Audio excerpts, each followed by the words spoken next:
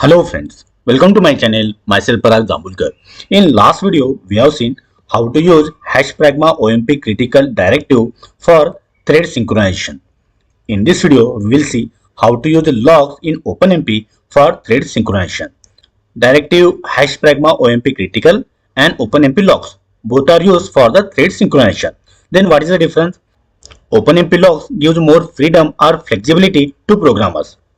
Here you can see difference between critical block and logs. So here you can see critical blocks are very simple to use, but for logs we have to define OpenMP logs variable, we have to initialize them, we have to set them, we have to unset them, and at the end we have to destroy them. So all those operations we have to perform on OpenMP logs variables, while critical blocks are very simple to write. Then next difference, this directive is applied for a one block, right? But in OpenMP logs, we can define multiple variables, and those multiple variables can be used for multiple resources.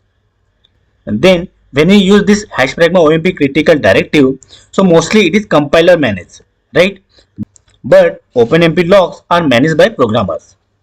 Now see use case. So this directive is protecting one block at a time, right? But in OpenMP, we can define multiple OpenMP logs variable, and those log variables can be used for multiple shared resources. At the end, we will discuss about the performance. If we overuse this critical block, so it may affect on performance. But OpenMP logs are more efficient if we use for multiple resources. So these are the differences between OpenMP critical block and OpenMP logs. Both those are used for thread synchronization. Now we will see actual example. Now look at this. This is simple example. Here we have not used logs. Now look at this. Here we are creating 300 threads, right? All these 300 threads, they are executing this block. What they are doing? See, they are sharing variable x and they are incrementing value of x, right? Look at this. Same program here I have written in VS Code. So look at this. Here we are creating 300 threads, right? All these 300 threads, they are executing this block, and they are sharing value of x, they are incrementing value of x.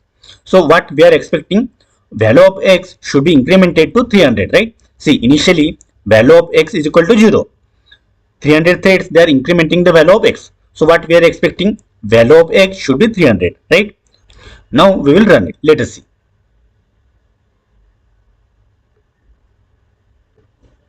Okay, we will compile it first.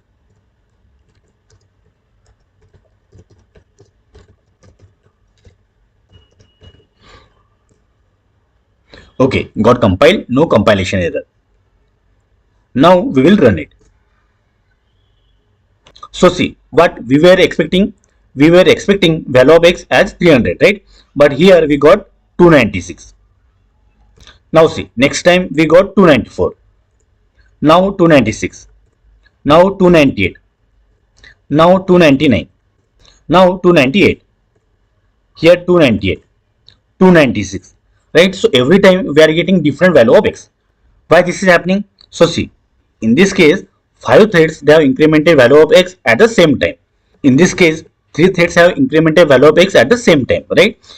And all the threads, they are sharing same variable, right? And because of that we are getting such kind of inconsistency.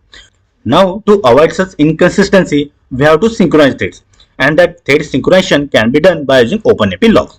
Now look at this. In this example, we have used OpenMP logs. Now look at this. Here we have created one OpenMP log variable, right? We have given some name. Write log, that is the name that we have given. We can give any name. This is the data type which is used to create OpenMP log variable. So see, OMP underscore log underscore t.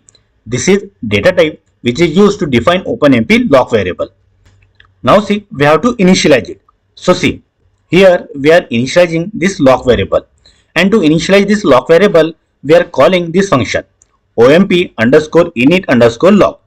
When we initialize this log variable is unset. Later on we will see it. Now look at this.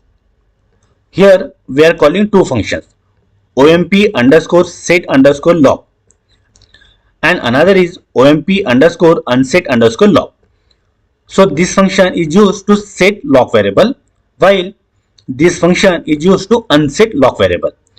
Now see, when log variable is set, only one thread is allowed to use shared resources. So here you can see X is the shared variable, right? And when that lock variable is unset, other threads can access shared resources. So in this way, where we are accessing shared resources, before that we have to set lock, and after that we can unset it. And at the end we have to destroy that lock variable. That means whatever the resources we have allocated to OpenMP locks, those are freed. Now see, we will run it.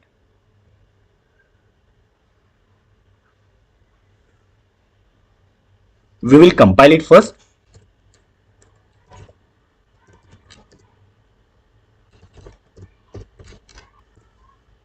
Okay, got compiled, no compilation error. Now we will run it.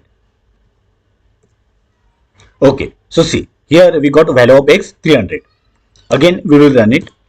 Okay, now 300. Again we will run it 300. Here you can see I am running same program multiple times. So every time we are getting value of X 300, right? So see, in previous case we were getting different values of X, right? But here every time we are getting same value of X.